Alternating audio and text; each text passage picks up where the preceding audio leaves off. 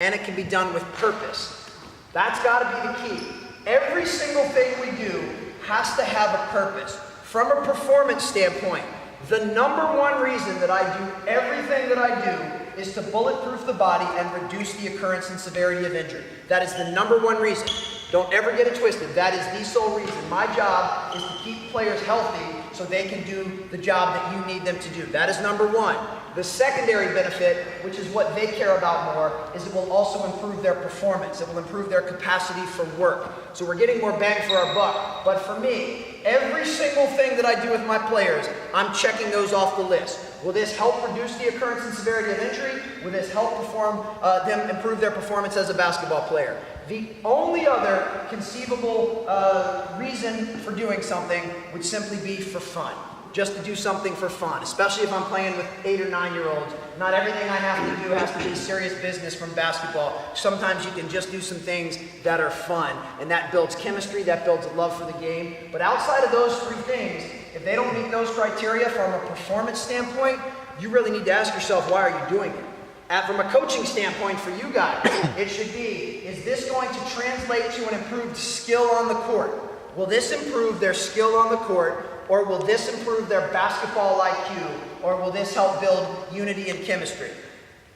If it doesn't do one of those three things, I think you need to ask yourself, why are you doing it? I really do. And that, again, that's not me making a judgment on your drills. I think that's the litmus test for us to figure out. Because that's right now, especially, and I make a good portion of my living by promoting what I do on social media and putting videos out there. And I understand that you have to add a little sizzle to the steak. That if I just do nothing but push-ups and lunges on my YouTube channel, not many people are going to tune in. I get that. From an entrepreneurial standpoint, trust me, I get that. But there still has to be purpose behind everything you do. Right now, I can find Till, and I can put a weighted vest on him, and I can blindfold him, and I can make him dribble a bowling ball up and down for 30 minutes. Do you think he'd sweat? Absolutely. Do you think he'd be exhausted? Absolutely. You think he'd be sore as shit tomorrow? Absolutely. Do you think I did anything to make him a better basketball player? Not in my opinion. Didn't do a single thing. So just because something's hard doesn't mean it's going to make you a better basketball player. Blindfolding me and me standing on one leg and juggling 3 knives, that would be really hard because I can't even juggle. That would be really hard. Doesn't mean it's going to make me a better basketball player. So there has to be a purpose behind everything that we do. Okay, let's do this. Let's set all of the basketballs down except for one. Why don't you keep yours? You keep yours. And we are going to say, man, there's so many lines on this court, it's hard for me to see. Germany. Yeah, one of these German courts, I tell you. Let's just use half court. So it's the black line, baseline, sideline, mid-court line, which I think is in orange, thank you, Rob. This one. So everybody's in bounds. When I say go, Till has a live dribble and we're just playing tag. He's just trying to tag you. If you touch the shoe, get out of bounds, that's 1 point for Till. If you step out of bounds, if I start running and you step out of bounds, then that's the same thing as him tagging you. Why don't you put 30 seconds on the clock for me, Sasha, pretty please? He's got 30 seconds to try to tag everyone. You guys do not let yourselves get tagged. If you get tagged, stand out of bounds. Go! Got him. There's one. There's 2. 3. 4. Oh, that's okay. Nice job. 5. Long 30 seconds. He stepped out for 6. Time. Hey, give him a hand, first of all.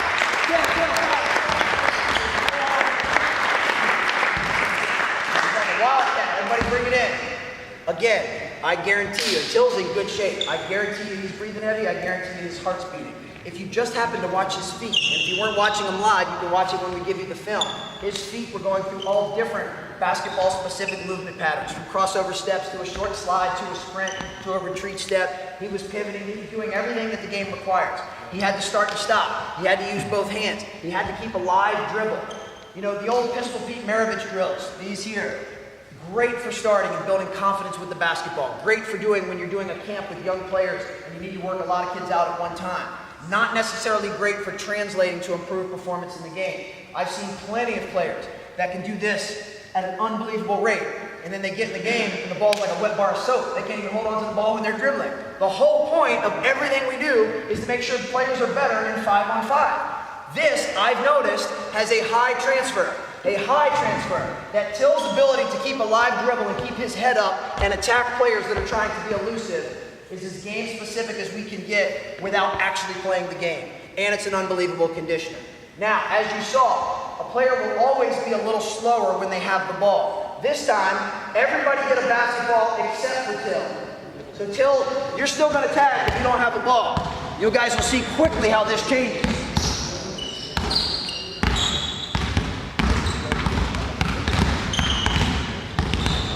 We'll put 30 seconds on the end.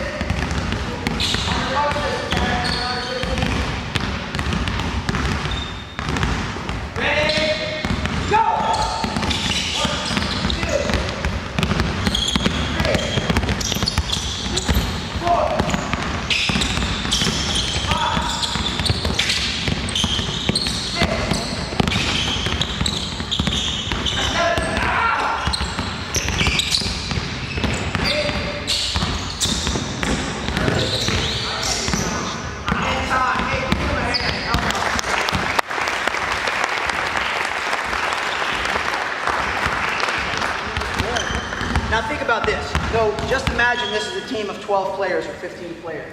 And everybody's going to go twice. So Till's up first and we record how many people he tags. We go all the way around the team and then Till goes again. You can do it for 20 seconds. You can do it until somebody tags 3 players and that's when their turn's over. So the quicker they go, the shorter their turn. If it takes you 20 minutes to tag 3 players, that's your problem. It's not my problem. You figure it out. So there's so many different ways that you can do this, but it is an unbelievable conditioner.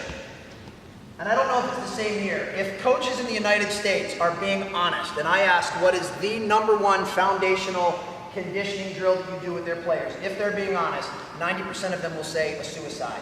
Is running to the free throw line and back, running to midcourt and back, free throw line back, baseline and back. That's like the staple it has been for the last 40 years. And I'm not saying that there's anything wrong with that, but a couple of things that I want you to think about. One, it's not realistic to the game. You're running to a specific point where you can teach your body to decelerate, you can get the footwork down, and you can do it. Not very specific. The game of basketball is built on reading and reacting. There's reacting to another player, to the movement of the ball, and so forth. So it's not even that specific. 2, and arguably most important, I have never met a player in my entire life that likes to do suicides. Never met one. I've met those that will do them because they know it will get them better and they won't complain about it, they won't cry about it, but I've never met a player that actually likes to do them. So it goes back to what I was saying earlier.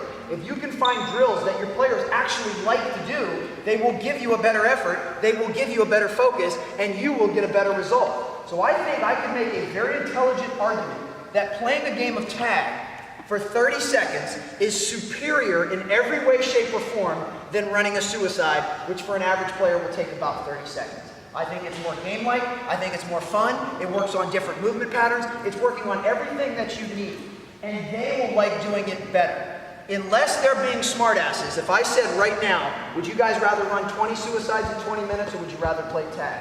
Unless they're being a smartass, every single one of them will say tag. And guess what if one of them says suicide to be a smartass? Yeah, fuck you, get on the line. You guys are going to run. You're going to run. And then there'll be peer pressure and they'll make sure that kid never says that again for the rest of his life.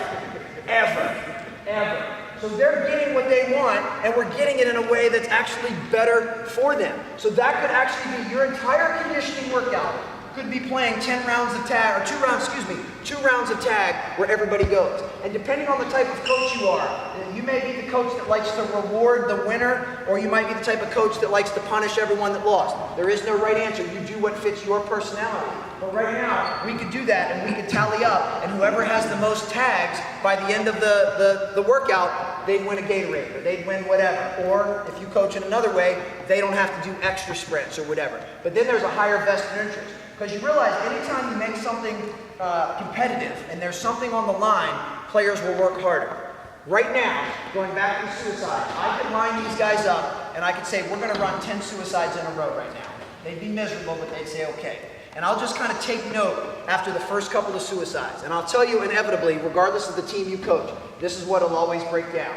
you have one or two guys or girls that just the way they're built, the way their mind works, they go as hard as they can in everything that they do. I have a feeling Till's like that. Balls to the wall, everything that they do, they'll run as hard as they can. Then you've got the bell curve. You've got the group that just does enough that you're not going to yell at them, but they're not trying to win. They're just trying to stay in that meaty part where you're not screaming at them, but they're not winning a trophy. And then every team has one or two jackasses that you literally have to hit with a cattle prodder every time to get them to do anything. And I'm telling you, it's this way on every single team, regardless of age. If you were to take that same group and you say, okay, we're going to run 10 suicides, and after the third one, and you take your middle note, I've got Till up front, I've got the bell curve, and I got one or two guys at the bottom, and you say, whoever wins the next suicide, I'll buy you a pair of Jordans. Any pair of Jordans you want, whoever wins the next suicide. What do you think collectively happens to the overall effort of everybody, including the jackasses on the end? Everybody goes as hard as they possibly can. Everybody wants to win. Now, for a guy like Till, bless his heart, he can't really run any faster. He's already been given everything he's got. But you'll see everyone in that middle curve go a lot harder, and you'll even see the jackasses on the end give you everything they've got because now there's something on the line. And the secret to coaching is figuring out a way to elicit that type of response every rep of every set, of every workout, of every practice without having to give away a pair of Jordans every single time. Like, that's what you have to figure out. And inherently, if you find ways to make things fun and competitive, they'll do that. These guys have pride. They have egos. That's what makes them good. Till wants to win the game of tag, so after he's like, yeah, I beat you guys, I got you. And then he does it again. That's 3 days in a row. I'm the undefeated tag champ. Y'all can't touch me. I'm better than you guys. That will create the type of environment that you need without you having to buy Jordans for everyone. Can you guys give them a hand? They were absolutely terrific.